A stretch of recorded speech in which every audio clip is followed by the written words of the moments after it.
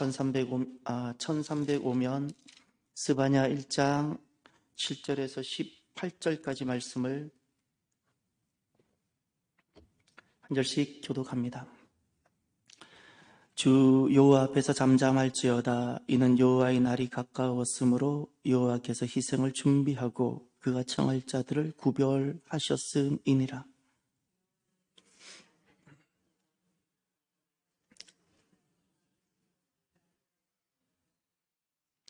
그날의 문턱을 뛰어넘어서 포악과 거짓을 자기 주인의 집에 채운 자들을 내가 벌하리라.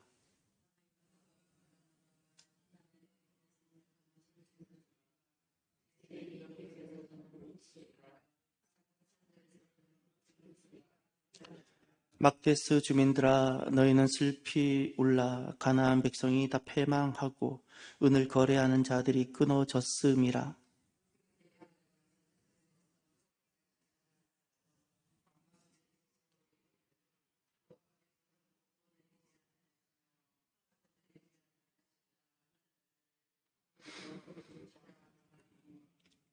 그들의 재물이 노략되며 그들의 집이 황폐할 것이라. 그들이 집을 건축하나 거기에 살지 못하며 포도원을 가꾸나 그 포도주를 마시지 못하리라.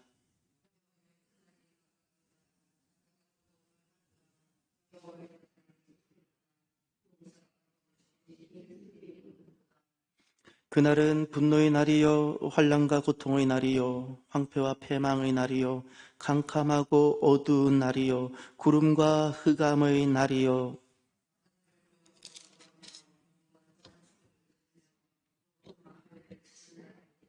내가 사람들에게 고난을 내려 맹인같이 행하게 하리니 이는 그들이 나 여호와께 범죄하였음이라.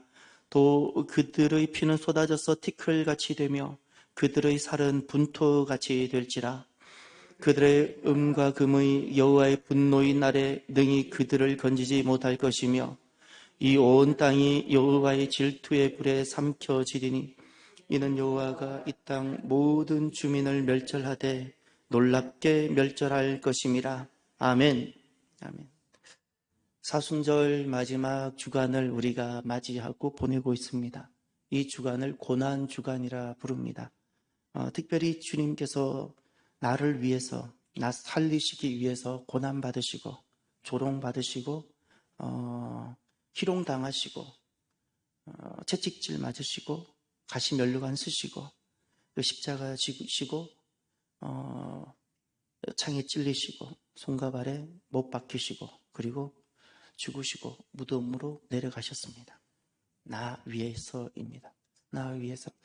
그래서 우리가 저와 여러분들이 이번 이 고난주간 우리 자신의 삶을 남은 시간을 조금 더 정돈해서 이렇게 살아갑시다. 주님의 고난, 나 때문에 받으신 주님의 고난에 내가 만분의 1이라도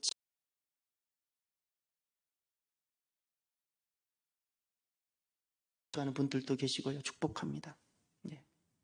또 특별히 기도 작정하고 새벽 기도 나오는 분들이 계십니다. 축복합니다. 여러분, 주님 고난에 우리가 즐겁게 참여합시다. 예. 가능하면 사람 만나고 그동안 분주하게 살았던 스케줄도 조금 정리해보고 내가 주님께 더 집중할 수 있는 시간을 가져봅시다.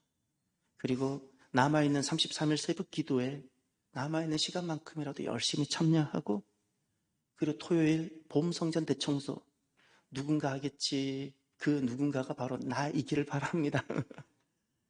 예, 내가 주님의 몸을 돌보고 내가 주님의 몸을 섬기는 그런 은혜를 가져봅시다. 그리고 다 함께 부활절 새벽 예배 때 만나기를 바랍니다.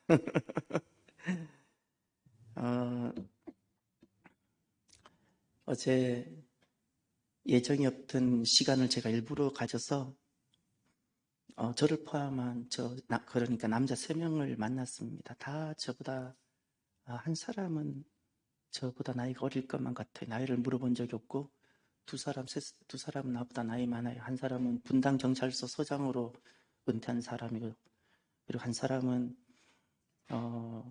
뭔가가 화려한 직업을 가졌다 다 은퇴하고 그분의 특징은 김창희 집사님처럼 머리칼이 멋있는 사람이 이렇게, 예수님처럼 머리칼이 이렇게.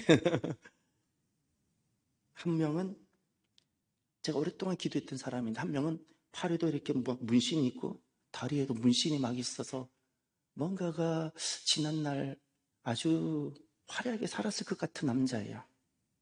제가 그분하고는 워낙 관계가 좋아서 꼭 우리 교회를 이제 알아요. 목사님 교회 지나가다 봤다고. 들어오라고 내가 커피 내겠다고, 오겠다고 그랬어요. 실은 그분 만나러 갔어요. 몸에 문신이 가득한, 얼마나 문신인지 한번 보고 싶은데, 몸에 문신이 가득한 그 남자 커맨시에 데려오려고 일부러 가서 만났어요.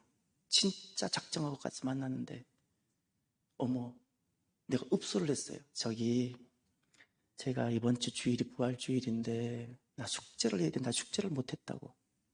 한 명을 모시고 와야 되는데 내가 못 모시고, 아직 모시고 올 사람 없다고 했더니, 분당 경찰서 서장 출신인 그분이, 그거 목사님이 낸 숙제 아니에요? 맞다고. 내가 냈는데 내가 못 풀고 있다고. 그래서 여러분이 좀 도와달라고, 숙제를 좀 도와달라고 했더니, 그리고는 문신 가득한 분한테 그랬어요. 이번 주 주일 11시 좀 와달라고. 그랬더니 어머, 옆에 있는 이 남자가 감동을 받아서, 목사님 뭐 1시간이면 돼요? 1시간이면 숙제 해줄 수 있냐고. 그러면 된다고.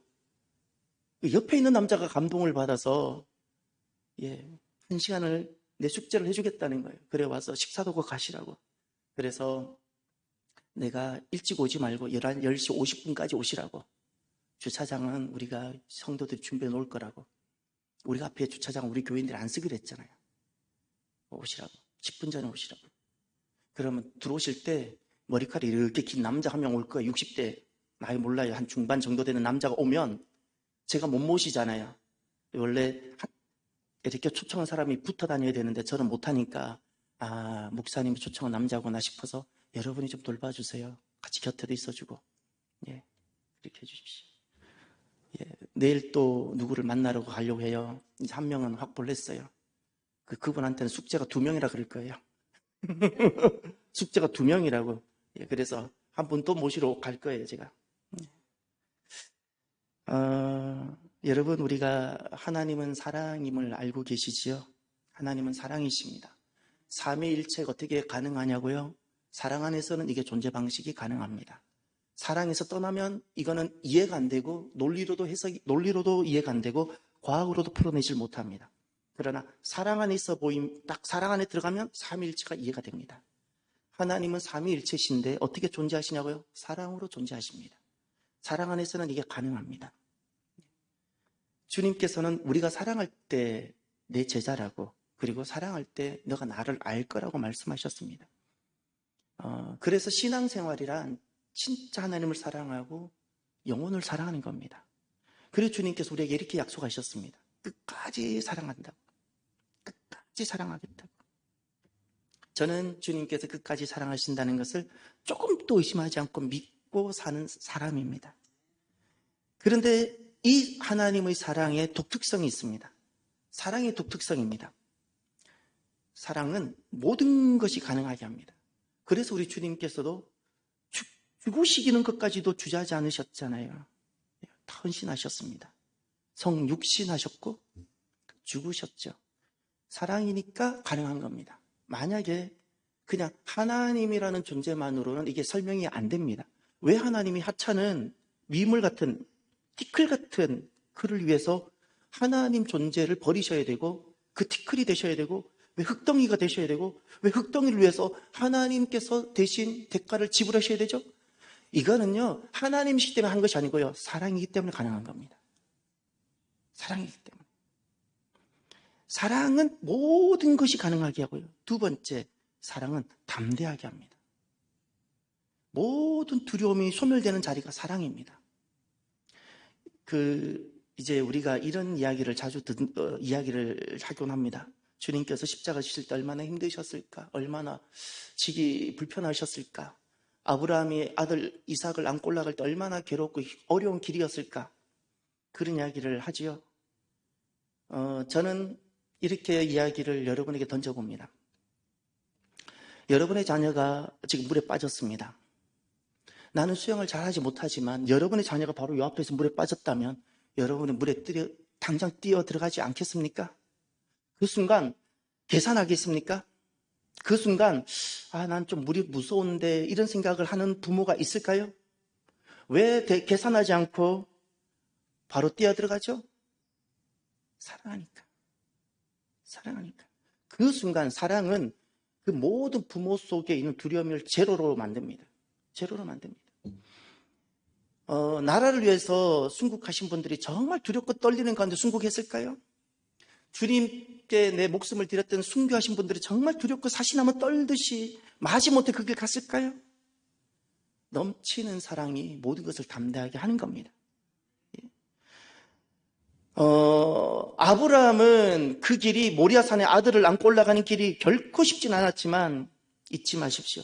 사랑, 진짜 사랑은요 담대하게 합니다. 두려움을 제로로 만들고요. 예수님 십자가 마지못해 억지로 아니요.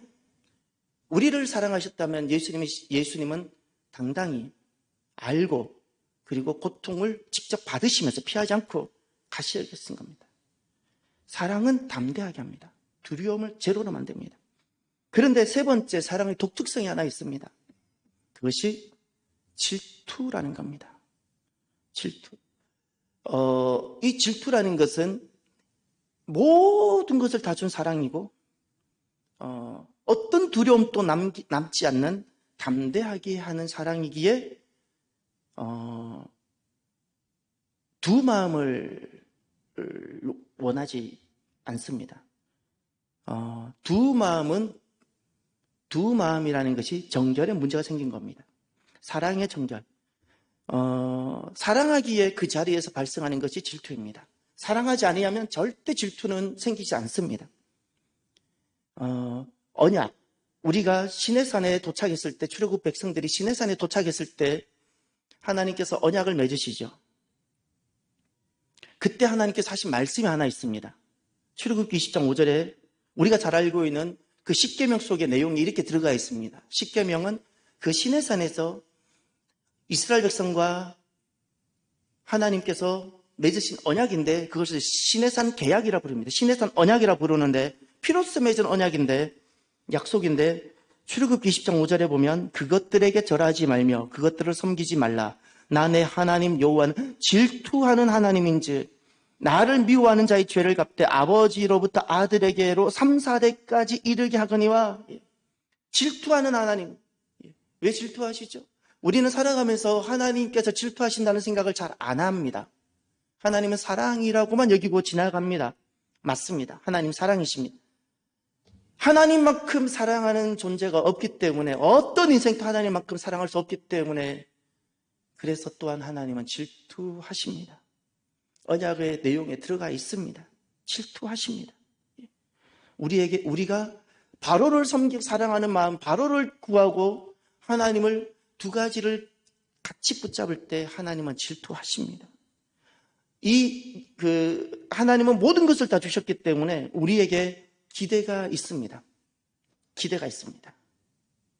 언약 안에는 기대가 있는 겁니다. 그래서 그 기대가 무너질 때 질투가 일어나는 겁니다. 하나님은 질투하시는 하나님이십니다. 금송아지 사건 기억하십니까? 시내산 한 1년간 머물 때 어떤 일이 있었는가? 모세가 하나님 말씀을 받으러 산에 올라갔는데 예정일보다 좀 늦어진 겁니다. 금송아지 만들었습니다. 그때 출애굽기 34장 14절에 이렇게 말씀합니다. 너는 다른 신에게 절하지 말라. 여호와는 질투라 이름하는 질투의 하나님임이라. 여호와는 질투라 이름하는 질투의 하나님이라고 하나님께서 말씀하셨어요. 다른 신, 지금 이스라엘 백성들은 하나님을 떠날 마음은 아니었어요. 떠날 생각은 없어요. 다만 다른 신 하나를 더 붙잡은 겁니다. 애굽에서 익숙했던 금송아지를 하나 더 붙잡은 겁니다. 하나님 버린 것이 아니고요. 하나님 질투하십니다. 그래서 그때 그 질투의 값을 혹되게 받았죠. 그 신의 광야에서. 특별히 주님께서 시내산을 떠나서 가나안에 도착하기 전에 모압 동편에서 비느하스 제사장을 칭찬한 경우가 나옵니다. 모압 여인과 음행을 하면서 한 남자가 그 천막에 모압 여인을 데리고 들어올 때 비나사라는 제사장이, 젊은 제사장이 창자루를 갖고 와서 두 남녀의 배를 그냥 꿰뚫어서 죽인 사건이 나옵니다. 우리는 그 사건을 대하면 이렇게 생각합니다. 진짜 잔인하다. 좀 잘 설득해서 살게 하고 회개하게 하지. 그런데 하나님은 이렇게 말씀하셨습니다. 민수기 25장 11절에 제사장 아론의 손자 엘르아살의 아들 비느하스가 내 질투심으로 질투하여 이스라엘 자손 중에서 내 노를 돌이켜서 내 질투심으로 그들을 소멸하지 않게 하였도다. 비느하스가 이스라엘을 살린 거예요. 그러지 않았다면 하나님께서 만약에 질투하셔서 다루시기, 여호와의 불로 다루시기 시작하면 두 사람 정도가 아니라 상상할 수 없는 일이 일어나는 겁니다. 상상할 수 없는 일. 비느하스가 무엇을 했는가? 하나님의 질투심, 다시 말해 하나님의 마음이에요. 하나님의 마음. 하나님의 마음, 하나님이 무엇을 싫어하고 하나님이 무엇을 안타까워하고 하나님이 무엇을 싫어하시는지 그 하나님의 마음으로 본 거예요. 여러분, 세상은 어떻게 봐야 되냐고요? 제발 시대가치와 윤리로 보지 마세요. 하나님의 마음이고 하나님의 마음, 하나님의 기준으로 지금 세상을 봐야 되고요. 내 자녀를 읽어야 되고요. 내 인생을 해석해야 돼요. 비느하스가 될 수 있어야 돼요. 비느하스. 비느하스는 당시 시대 가치로 살지 않았어요. 하나님 마음이에요. 하나님 마음. 그런데 이 질투의 특징이 하나 있습니다. 질투의 특징이 아가서 8장 6절에 가면 이렇게 말씀합니다. 너는 나를 도장같이 마음에 품고 도장같이 팔에 두라.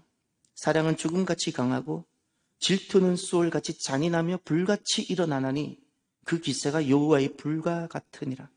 질투는 수월같이 잔인하며 불길같이 일어난다 그랬어요. 잔인하다. 예. 그 기세가 여호와의 불과 같다. 무엇이? 질투가. 사랑하는 성도 여러분, 저와 여러분들이 하나님을 사랑할 때 우리 또한 끝까지 그리고 사랑을 이루어내는 저와 여러분이 되기를 주의 이름으로 축원합니다. 오늘 본문을 보십시오. 하나님께서 질투를 하십니다. 18절을 보십시오. 마지막 절.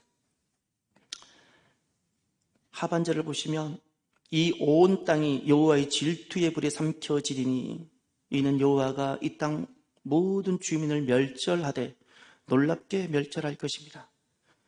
여호와의 질투의 불이라고 말씀하셨어요. 하나님 질투하십니다. 이스라엘 백성, 하나님은 잊지 마세요. 바로 애굽을 질투한 적 없어요. 니느웨를 질투한 적이 없어요. 하나님은 유다를 보고 질투하시고요.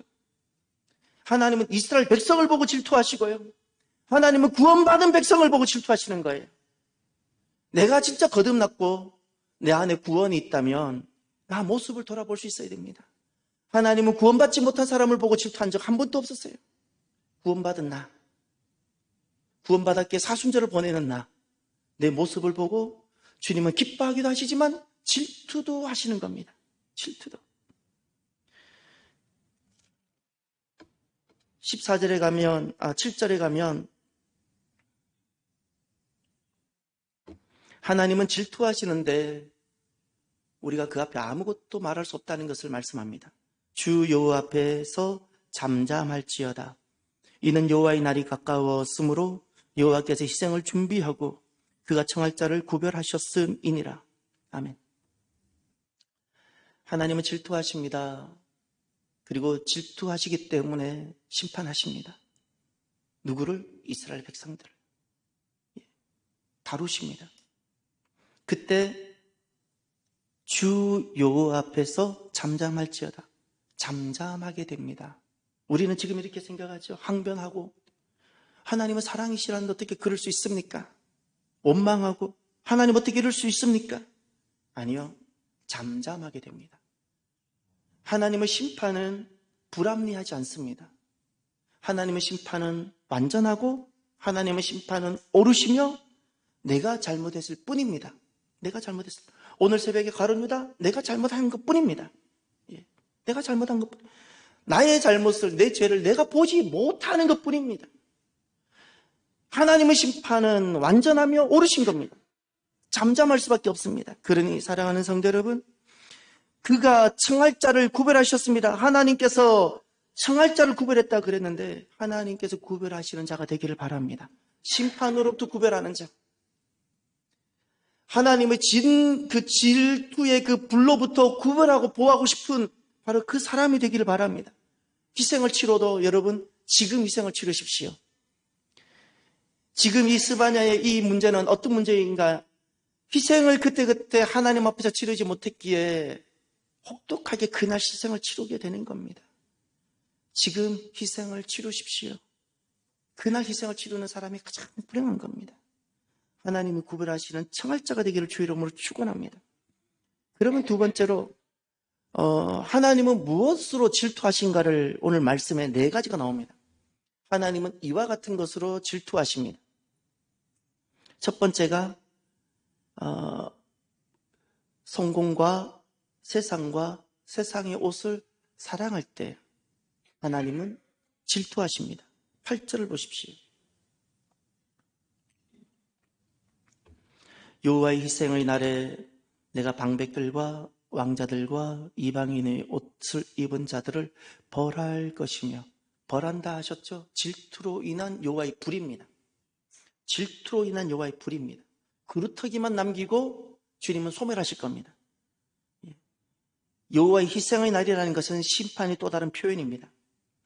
그런데 누구를 벌하신다고 말씀하셨죠? 방백, 이게 세상의 성공자들입니다. 성공, 그리고 왕자들, 세상이 사랑하는 사람, 세상이 다 그렇게 되고 싶어하는 사람들, 이방인의 옷, 이건 세상의 옷, 세상의 옷을 입고 세상이 사랑하는 사람이 되고 싶어서 세상의 성공을 향해 달려가는 그 사람들이 이스라엘 사람이라면 하나님은 질투하세요.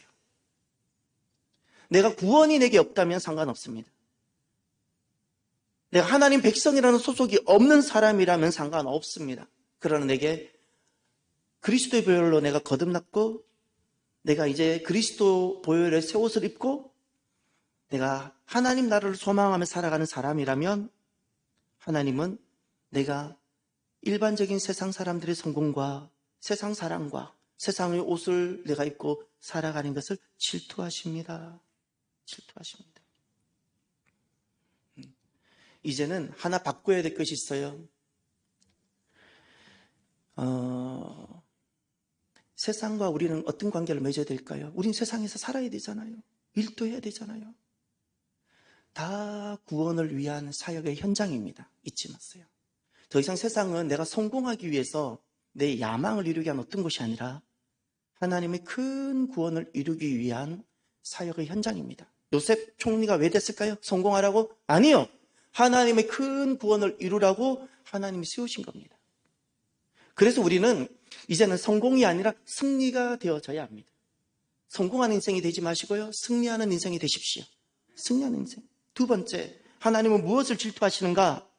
기준을 무시하고 욕심을 채울 때입니다. 누가? 하나님 백성들이.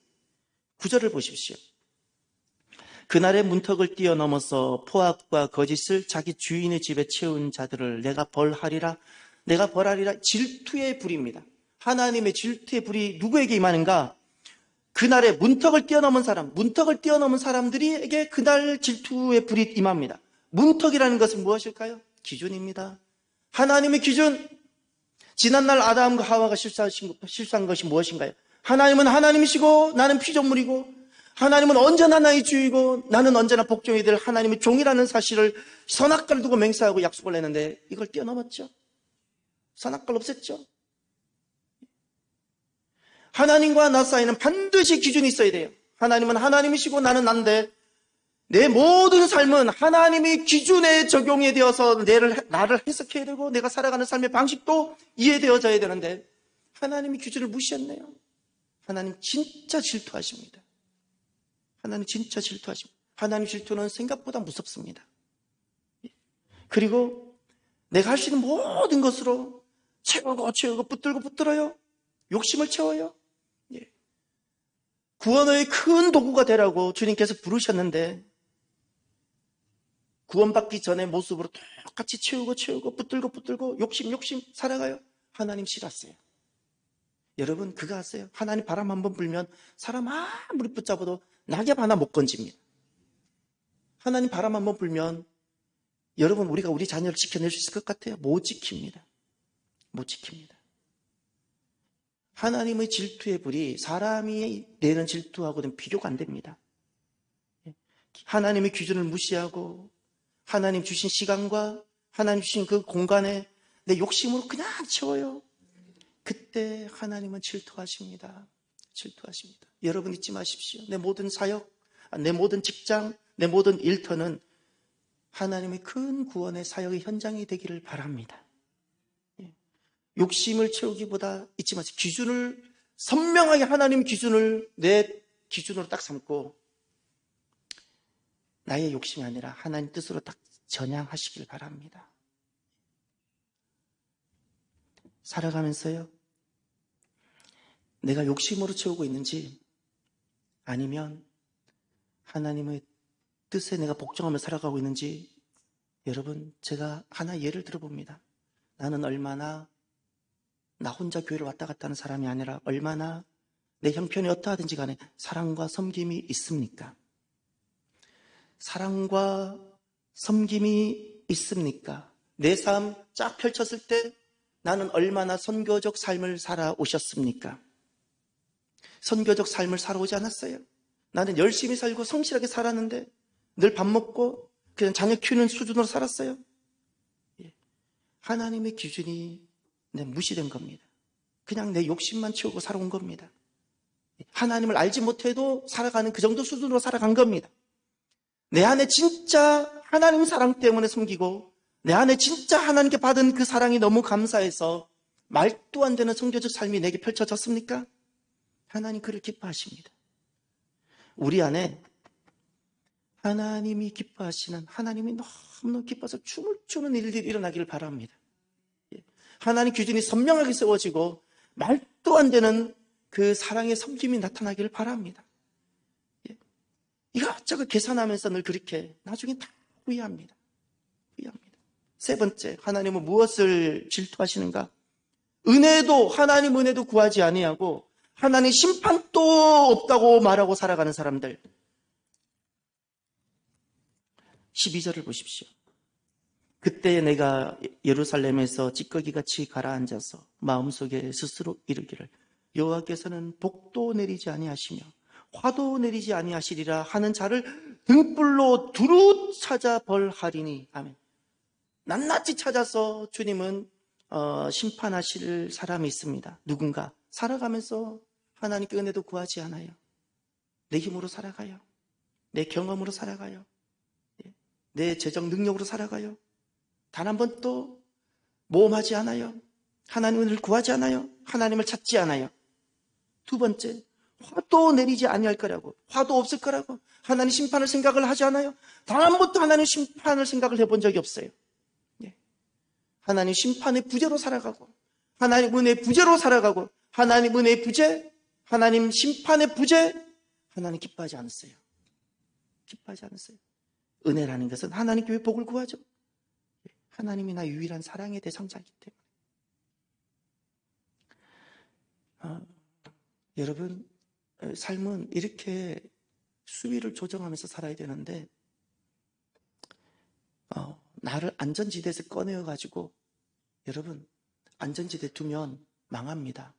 안전지대에서 꺼내가지고 하나님 은혜가 필요한 곳으로 나를 던져놓으세요. 하나님 은혜가 필요한 곳에 던져놓으세요. 아직까지도 통장 잔고 수준만큼 자꾸 살아가려고 해요. 한 번씩 내 삶을 꺼내서요. 거룩한 항에 하나님 은혜를, 하나님 손이 정말 필요한 곳으로 한 번씩 던져보세요. 그리고 하나님을 경험해보세요. 하나님 어떻게 역사하시는지. 우리가 너무 익숙하게 내 손의 능력으로만 살아가고 그때 그냥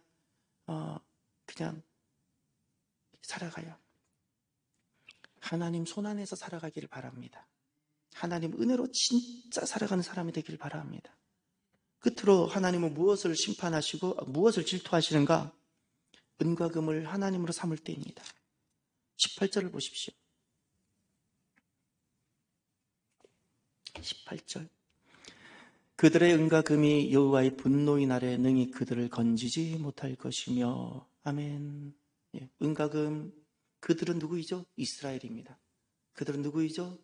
하나님 백성입니다. 그들은 누구이죠? 하나님 모든 값을 지불해서 내 백성으로 삼은 하나님의 사람이요 하나님 백성들입니다. 그들이 평소에 누구를 의지했나요? 하나님을 떠나진 않았지만 은과 금을 하나님처럼 여겼어요. 은과 금이 없으면 죽을 같이 살았어요. 은과 금을 잃어버릴까 봐 사시나무처럼 떨었어요. 가난은 죽는 것보다 싫었어요. 배고플까 봐 늘 하나님을 떠났어요. 누가? 이스라엘이. 저는 여러분에게 물어봅니다. 배고플 각오 하셨나요? 배고플 각오가 되지 아니하면 우리는 은과 금을 붙잡을 겁니다. 은과 금이 없어라는 뜻이 아닙니다. 하나님께서 복을 많이 주시기를 바랍니다. 그런데 배고플 각오가 되어져 있어야 돼요.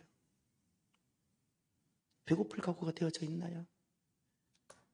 독립군만 해도 굶을 각오, 맞을 각오, 죽을 각오하고 우리나라 독립을 위해 헌신하셨다는데 우리는 어떻게 그중에 가장 첫 번째가 굶을 각오인데 두 번째가 맞을 각오고 세 번째가 죽을 각오인데 하나님 나라를 위해서 놀라운 주님 은혜와 사랑을 입은 우리들이 독립운동한 그분들보다야 못했어야 되겠습니까?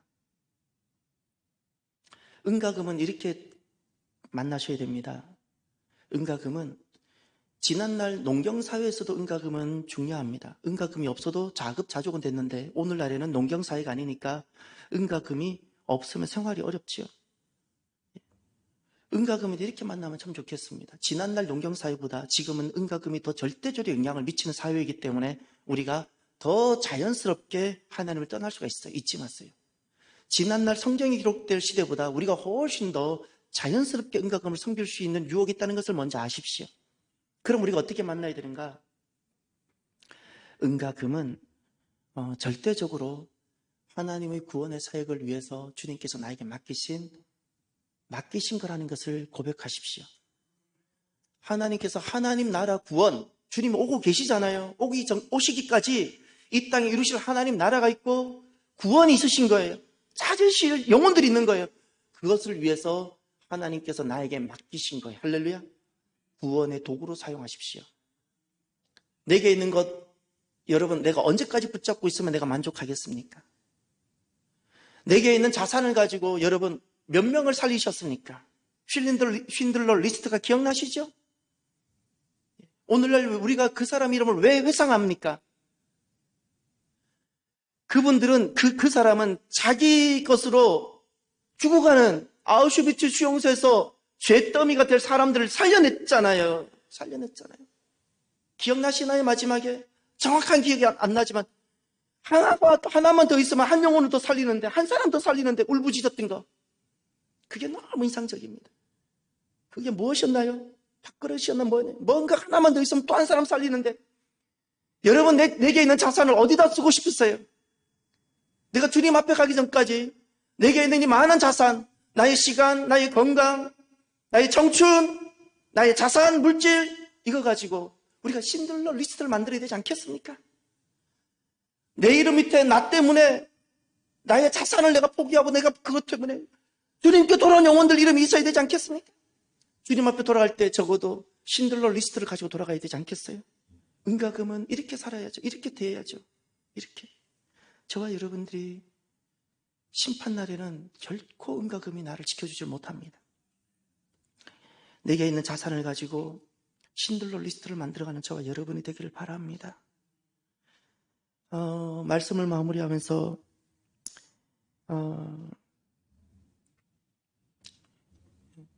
우리가 재정이라든가 이런 부분이 얼마나 취약한지를 잘 압니다. 우리가 하나님 은혜를 입은 것이 맞지만 우리가 얼마나 세상을 사랑하고 세상의 기준에 있는지도 많이 느껴집니다. 우리가 약합니다. 이 사순절에 여러분 기도합시다. 하나님 말씀이 기준이 되도록 기도합시다. 말씀으로 돌아오십시오. 수정되어져야 합니다. 말씀이 선명한 기준이 되어져야 됩니다. 말씀의 기준, 높은 기준을 내리지 마십시오. 내가 적절하게 타협한다고 하나님 용납하시는 것이 아니세요. 내가 적절하게 타협하고 자녀 기른다고 하나님 용납하시지 않으세요. 기준은 분명해야 돼요. 기준을 내리지 마세요. 기준을 낮추지 마세요. 기준을 선명하게 가지세요. 안 될 때 다만 하나님 앞에 긍휼을 구하세요. 그러나 기준을 옮기지 마세요. 그리고 지금 내 인생 살아가는 내 인생, 내 계획대로 안 되는 것들이 분명히 있을 수 있을 겁니다. 만족스럽지 않은 내 모습이 있을 겁니다. 그때 하나 고백합시다. 저와 여러분들이. 질투하신 그 하나님을 기억하면서 우리가 뭘 고백하면서 하나님 사랑으로 돌아가는가 하면 지금 또 하나님은 완전하게 통치하고 계시다. 할렐루야. 하나님의 완전하심을 고백합시다. 완전하게 통치하시고 완전하게 이끌어 가시는 거예요. 그리고 그 완전한 하나님의 통치가 어떻게 고백되어져야 되는 거 아니에요? 하나님은 나에게 가장 필요한 것으로, 가장 좋은 것으로 나에게 주셨습니다. 할렐루야. 지난날에 내가 이런 일이 있어도 지금 하나님은 나를 재단해서 가장 아름다운 것으로, 가장 귀한 것으로 나에게 주셨습니다. 할렐루야. 이 고백을 하면서 내가 세상을 기웃거리고 하나님 주신 그 길을 걸어가지 못하고 이것저것 기웃거릴 그 모든 것들을 차단하고요. 하나님 한 분만 사랑하는 저 여러분이 되기를 바랍니다. 만족하며 감사하며 어렵고 힘들 땐 또 기도하며. 그래서 저와 여러분들은 하나님의 질투를 불러일으키는 자가 아니라 하나님의 사랑을 불러일으키는 자가 되기를 주의 이름으로 축원합니다. 이 시간 기도합시다. 하나님의 사랑이시지요? 사랑이기에 질투하십니다. 저와 여러분들은 하나님의 질투를 불러일으키는 자가 아니라 하나님의 사랑을 불러일으키는 사랑의 사람이 되기를 이 시간 한번 간절히 결단하며 기도하길 바랍니다. 기도합시다. 할렐루야. 하나님 아버지 감사합니다. 하나님, 우리를 사랑하여 주셔서 감사합니다. 하나님은 사랑이십니다. 죽기까지 우리를 사랑하셨습니다. 사람으로 오셔서 우리를 섬겨주셨습니다. 하나님의 사랑은 무엇으로 다 측량이 안 되며 헤아려지지 못하고 그 사랑을 우리가 받았습니다. 감사합니다. 감사합니다. 우리는 하나님 사랑을 받은 사람들입니다. 하나님 사랑을 받았습니다. 하나님 사랑을 받았습니다. 이제 하나님 백성이 되었습니다. 하나님, 우리가 하나님 백성이 되고도 더디 깨닫고 아직도 세상을 연락하고 세상을 좋아하며 세상을 떠나지 못하고 세상을 하나님 바로와 하나님을 겸하여 섬기고 있는 재물과 하나님을 겸하여 섬기고 있는 우리들을 용서하여 주시옵소서. 하나님의 질투를 기억하며 하나님의 질투를 두려워하며 하나님 아버지 주님 앞에 나와 순전하게 나와 하나님 아버지 기준을 선명하게 다시 세우고 기준을 선명하게 다시 세우고 하나님 아버지 지금 하나님의 인도하심과 통치하심을 하나님 아버지 만족하게 여기며 감사하며 하나님 아버지 점으로 주여 우리들이 걸어가는 우리들이 되게 하여 주시옵소서. 하나님 역사하여 주시옵소서. 하나님의 질투의 불이 임하기 전에 하나님 우리가 회개하고 또 하나님 아버지 하나님의 사랑 가운데 하나님 우리가 돌아와서는 우리들이 주여 되게 하여 주옵소서. 하나님 우리가 하나님 보실 때 사랑이기를 원합니다. 하나님 사랑을 불러일으키는 우리의 삶이 되게 하여 주시옵소서. 하나님의 사랑을 불러일으키는 죽음보다 강한 하나님의 사랑을 불러일으키는 하나님 우리들의 삶이 주여 되게 하여 주. 오늘도 주님께서 우리를 보셨을 때 사랑이기를 원합니다. 하나님 기뻐서 어쩔 줄 모르는 하나님을 사랑하는 삶이 되게 하여 주옵소서.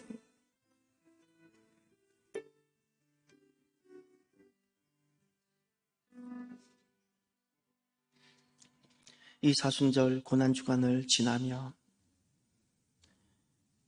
우리 안에 내 안에 하나님의 질투를 불러일으키는 것이 어떤 것이 있는지, 내가 혹시 세상을 아직도 연락하고 세상에서 남부럽지 않게 잘 살려고 하는 것은 있지 않는지, 하나님의 기준을 무시한 채 세상 욕심, 내 욕심을 채우려고 하고 있지는 않는지, 하나님 은혜도 구하지도 않지만 심판도 생각하지 않고 살아가고 있지는 않는지, 하나님 외에 다른 것, 은과 금이든 무엇이든 다른 것 붙잡고 살아가고 있지는 않는지, 하나님 우리 자신을 돌아보고 이 사순절을 통하여 기준이 수정되어지고 우리가 정결하게 되어지고 하나님의 통치하심을 내가 기뻐하며 만족하며 하나님 보셨을 때 하나님의 사랑을 불러일으키는 우리들이 되게 하여 주옵소서. 다윗의 고백이 우리의 고백이 되길 원합니다. 나의 힘이신 여호와여, 내가 주를 사랑하나이다. 주님을 사랑함이, 주님을 사랑하는 것이 주님을 사랑합니다가, 주님이 나의 힘이시고 주님이 나의 능력이시며 주님이 나의 공급자이시고 주님이 나의 전부이시고 주님이 나의 보호자시고 주님이 나의 전부이신 주님을 사랑하는 이 다윗의 고백이 오늘 우리들 고백이어서 하나님과 우리와의 관계가 사랑이게 하여 주옵소서. 예수님 이름으로 기도드립니다. 아멘. 지금은 우리를 위하여 고난받으시고 십자가를 지신 주 예수 그리스도 은혜와 하나님 아버지의 인자하신 사랑하심과 성령님의 교통하심이 함께하심, 오늘 이 자리에 주님 앞에 나와 하나님과의 그 사랑의 관계를 온전히 회복하기로 결단하는 사랑하는 성도들 머리 위에 이제로부터 영원토록 함께 하시기를 간절히 축원하옵나이다. 아멘.